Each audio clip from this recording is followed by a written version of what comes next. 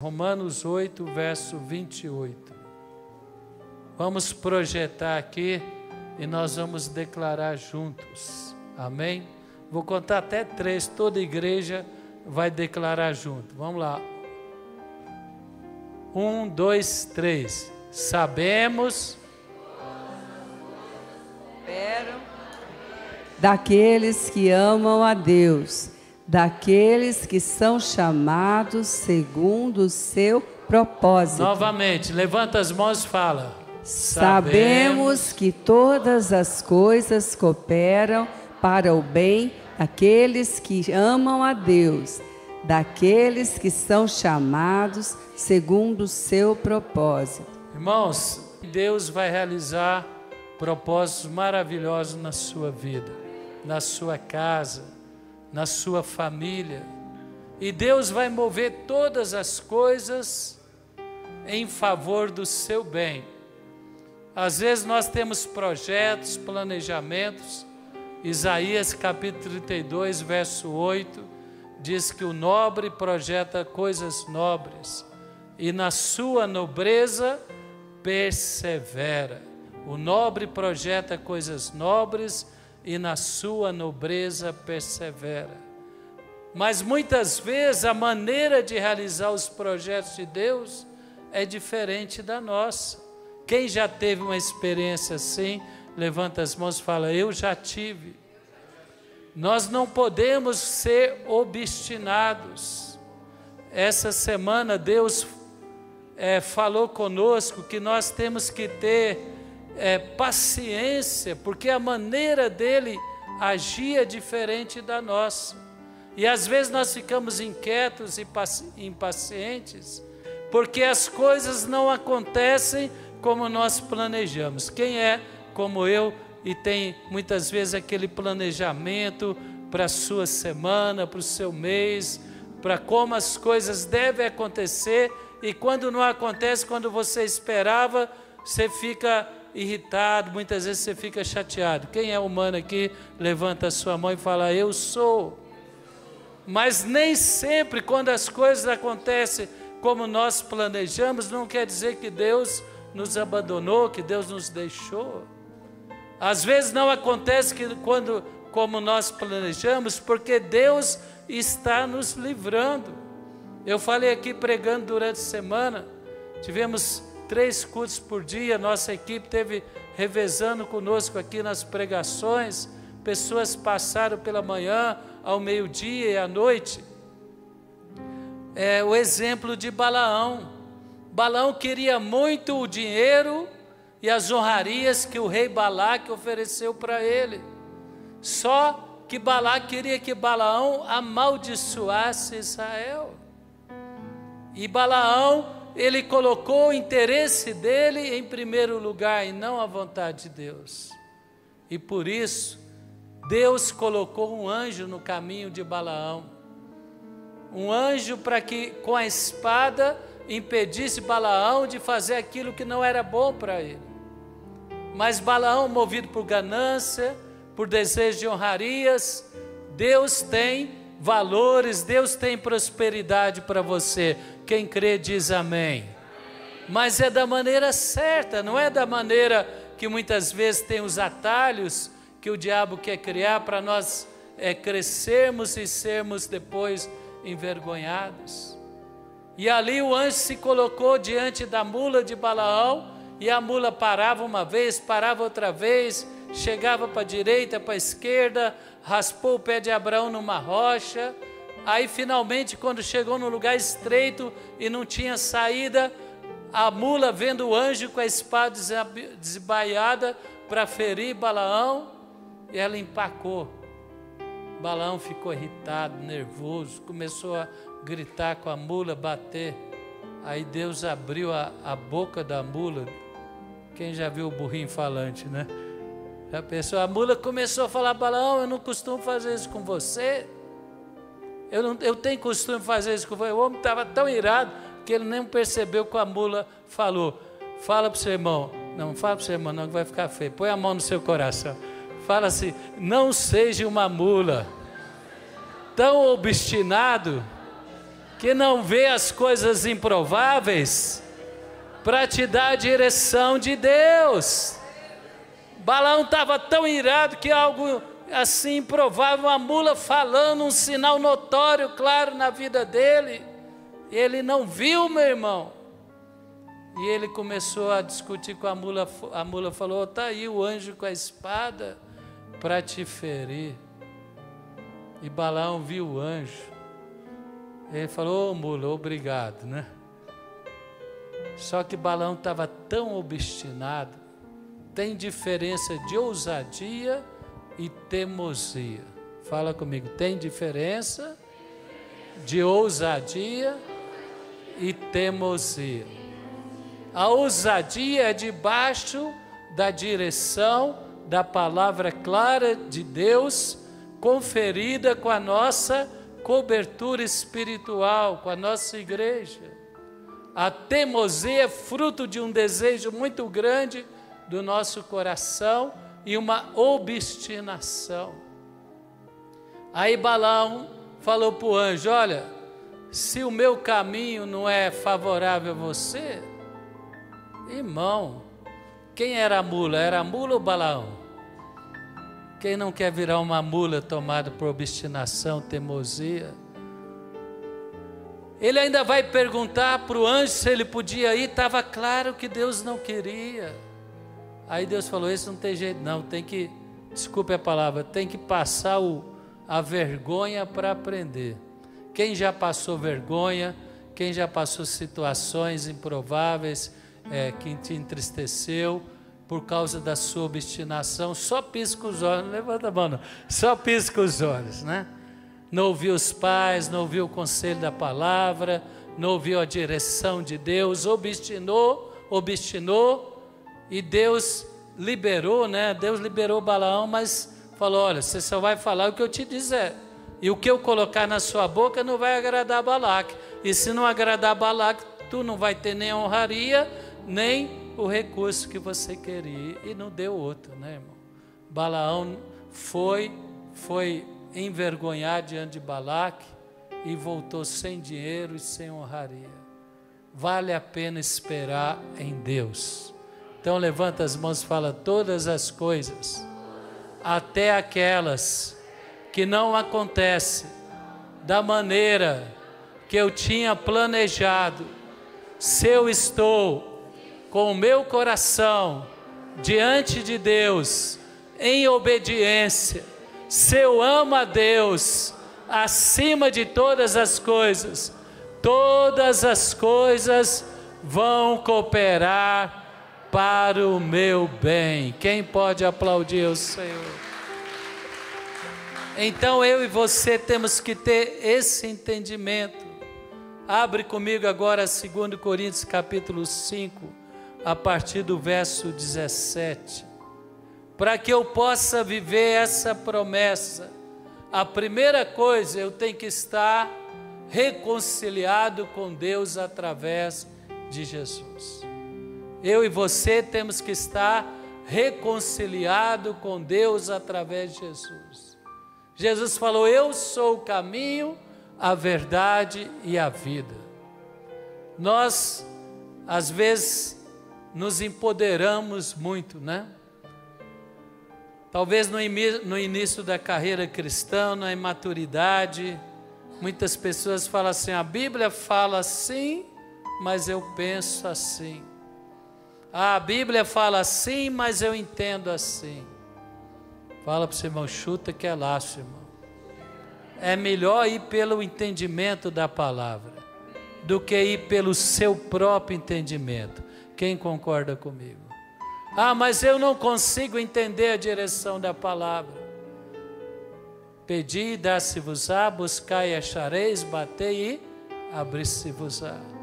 Esteja presente na congregação. É impossível servir a Deus e ter a revelação plena de Deus fora da congregação.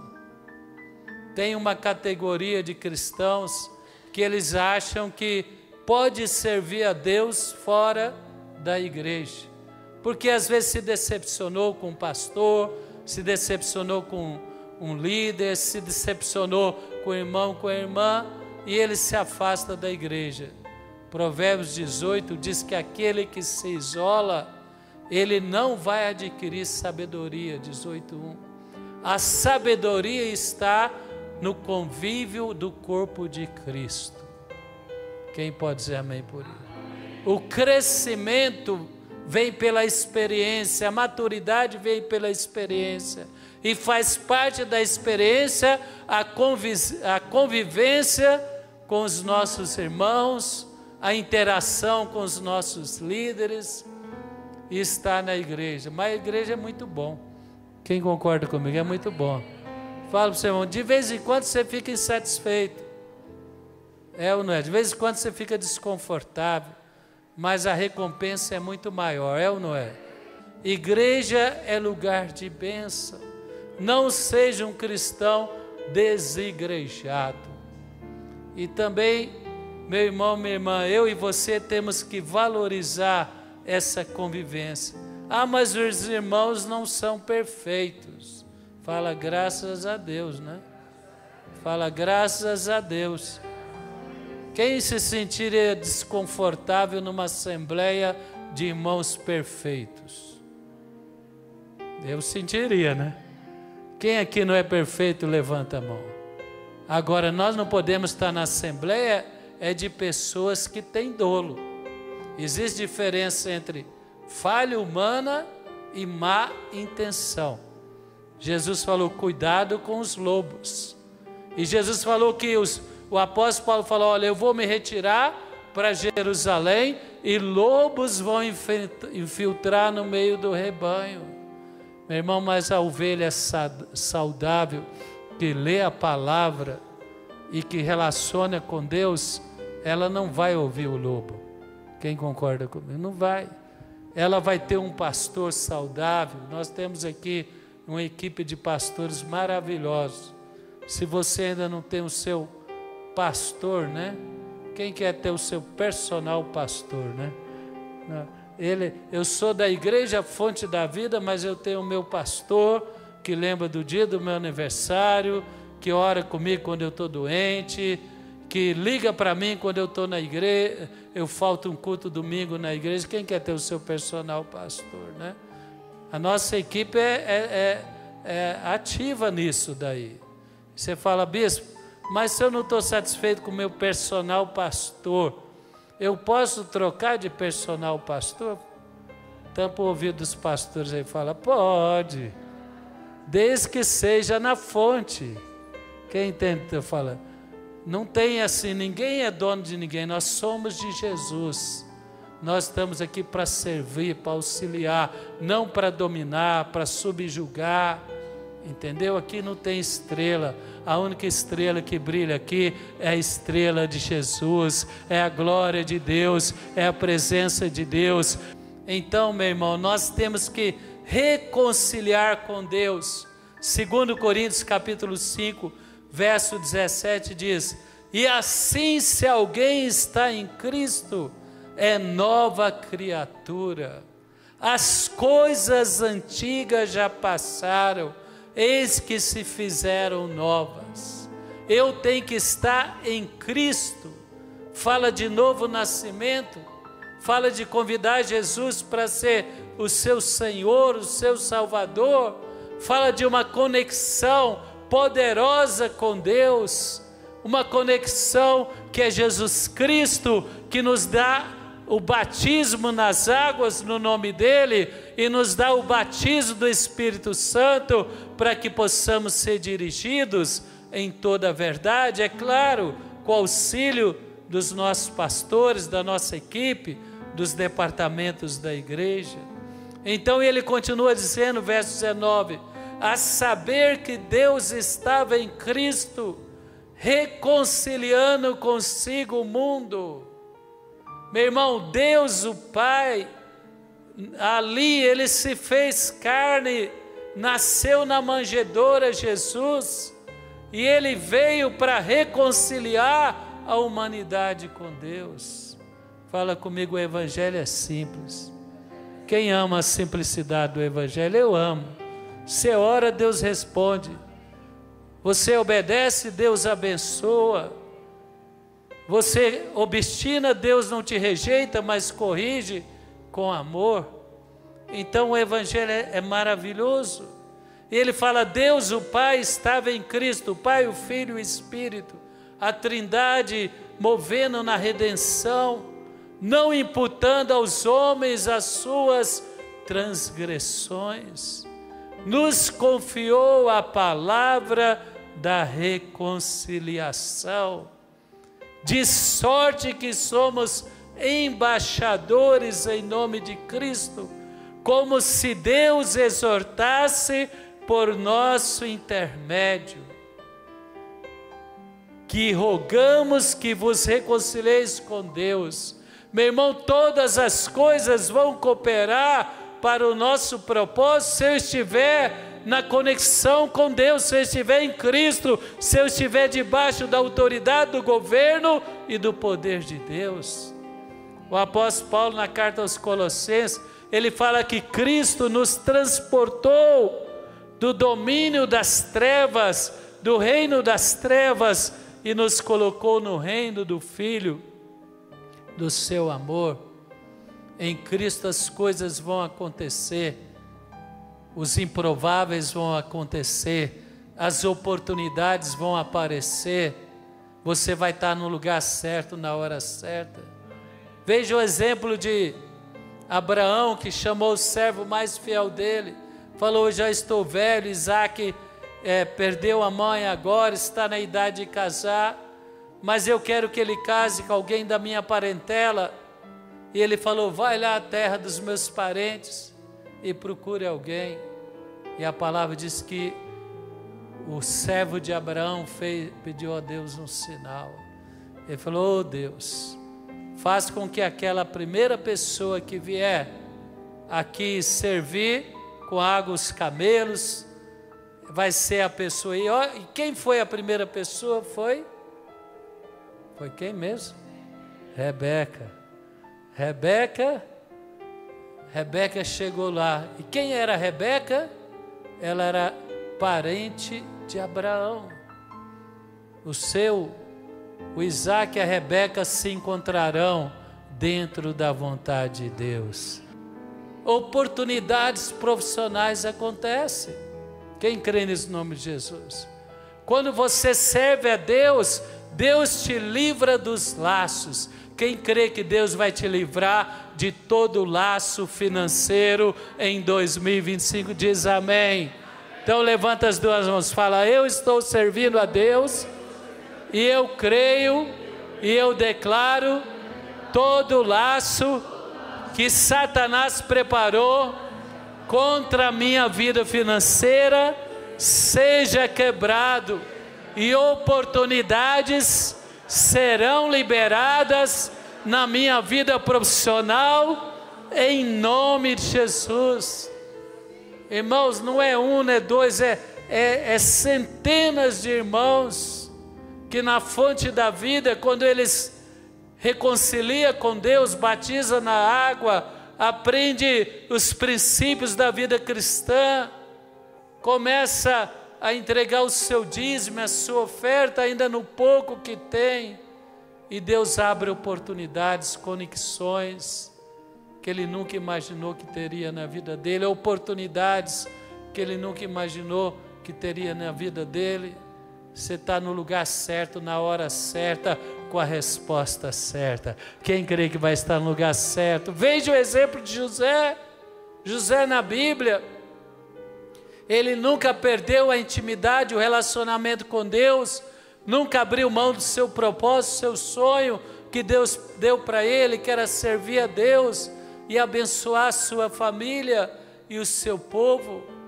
E do dia para a noite, Deus permite que Faraó tenha um sonho, ninguém interpreta o sonho de Faraó.